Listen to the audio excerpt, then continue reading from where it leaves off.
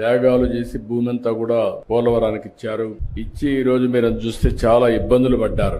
ఇంత మునుపు కూడా ఒకసారి మీరు చూస్తే చాలా తక్కువ డబ్బులు ఇస్తే ఆ రోజు నేను వచ్చినప్పుడు భారీగా పెంచి ఇమ్మీడియట్ గా ఆ రోజు చూస్తే 14-19లో 4,311 కోట్ల రూపాయలు మీకు చెల్లించిన ప్రభుత్వం ఆనాటి ఎన్డీఏ ప్రభుత్వం, తెలుగుదేశం అని చెప్పి కూడా నేను మీ అందరికి విజ్ఞప్తి చేస్తున్నా.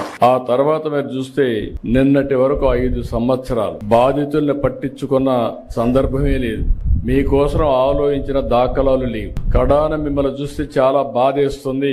నేనే మీకు ఒక భరోసా ఇచ్చాను. దానికి కూడా కారణం మీరు చూస్తే 7 మండలాలు తెలంగాణలో ఉండే మండలాలు విభజన జరిగిన తర్వాత మొట్టమొదటిసారిగా ప్రధానమంత్రి గారితో మాట్లాడి ఈ పోలవరం ప్రాజెక్టు పూర్తి కావాలంటే 7 మండలాలు ఆంధ్రప్రదేశ్ కి ఇస్తే తప్ప సాధ్యం కాదని ఒప్పించి ఆ రోజు ఈ మండలాలు తీసుకొచ్చాం. అది నాకు ఒక నైతిక బాధ్యత అని చెప్పి కూడా నేను మీకు తెలియజేస్తున్నా. అందుకే ఎప్పుడు కూడా నేను వీలైనంత వరకు మీకు న్యాయం చేయాలి, అన్ని విధాలు ఆదుకోవాలని చెప్పి ముందుకు పోయాం.